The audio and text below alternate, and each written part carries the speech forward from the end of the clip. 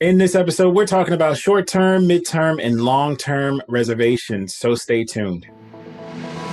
Vacation Rental Machine helps hosts just like you learn how to start, grow, and scale your short-term rental business. This show is all about creating systems that help you automate your business, giving you more time and money freedom. If you're ready to start living the vacation rental life, then subscribe to this podcast today. Come and join us on our Facebook group, The Host Nation, where we'll be talking about starting, automating, and scaling a short-term rental business. Now, on to the show. All right, welcome back, host. I am John Bell, and I'm here with my good friend, Julian Sage, and we're talking about length of stays and the terms that we've identified within them and really how it's impacted our reservations in general. So, Julian, I know we've all been expecting shorter term stays, but COVID-19 has hit. And really, what's the thing that we've seen that a lot of hosts have really been getting? And what's the day category that they're really in? Right. So I think we need to clarify what the difference is between short-term, mid-term, and long-term. And mid-term is a term that's been thrown around quite often recently. So we need to clarify this once and for all. But a short-term stay is less than 30 days. A long-term stay would be something that is like a long-term tenant. So that would be a year plus. The mid-term stay is really that in between. And that's where we find corporate housing companies lying. So a corporate housing company is typically going to be getting in corporate guests, and corporate guests coming from like hospitals, from working facilities, interns, people that are transitioning. These are people that are going to be staying anywhere from 1 month to maybe up to 11 months. After that point, though, we are going to be going more into a traditional long-term stay, long-term reservation.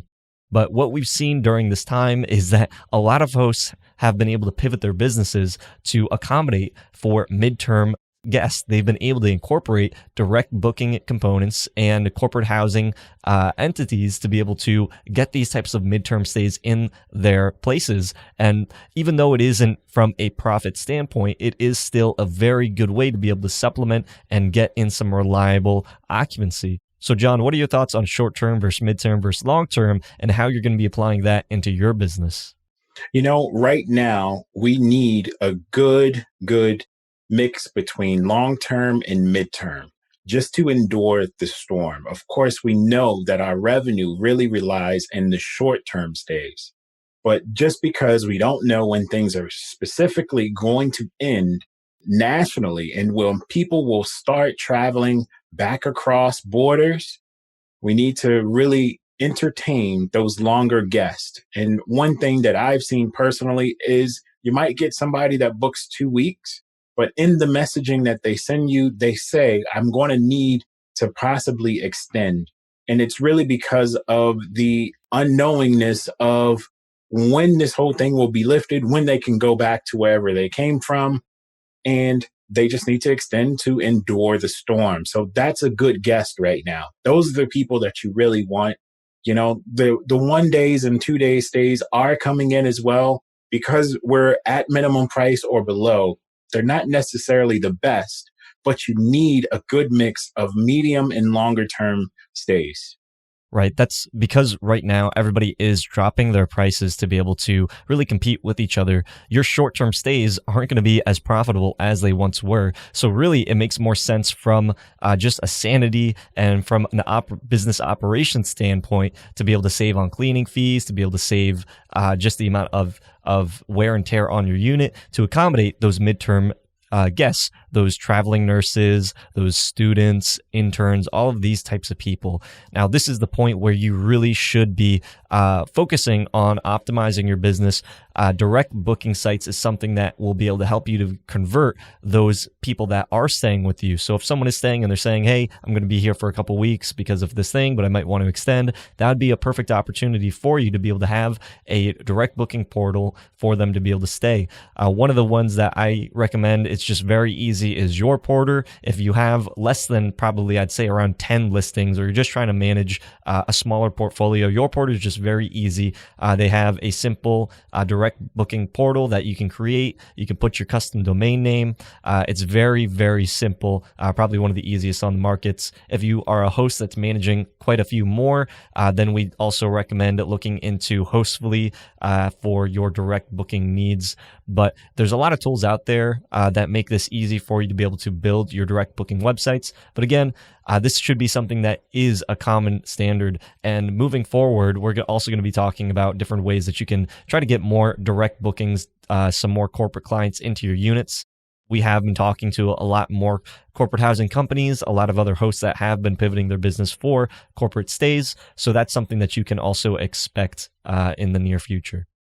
All right, Julian. So let's just say you're co-hosting a property or you're looking to co-host. How could you either reposition yourself to really show your new owners that you have great value?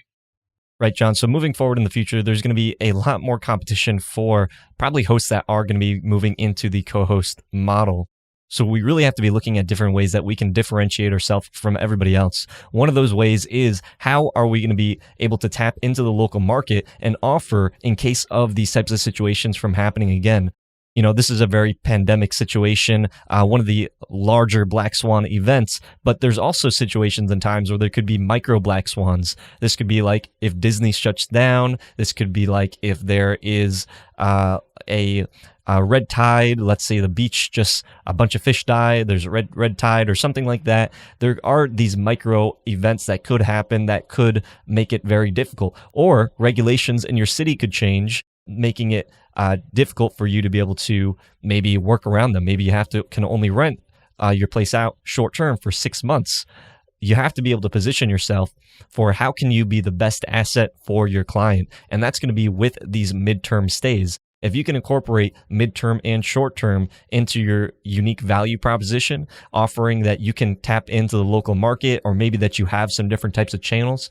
You know, I've talked to some of the hosts on the Success Stories podcast now, and they've even created their own direct booking sites or their own corporate client websites to be able to funnel into their own business. So if you can go to a host and say, hey, you know, not only can I get you short-term stays and help you to be able to increase your rental rates, but let's just say we need to be able to accommodate for any type of regulation changes or any type of black swan events, then you are the perfect person that knows how to pivot the business. And if you are coming out of this time, with this COVID-19 pandemic, then you can also probably add that to your resume, saying like, hey, I knew how to pivot my business during this time, or I got out of this situation because of these types of tenants that I was able to bring in, and I can offer that to you as well as part of my unique value proposition.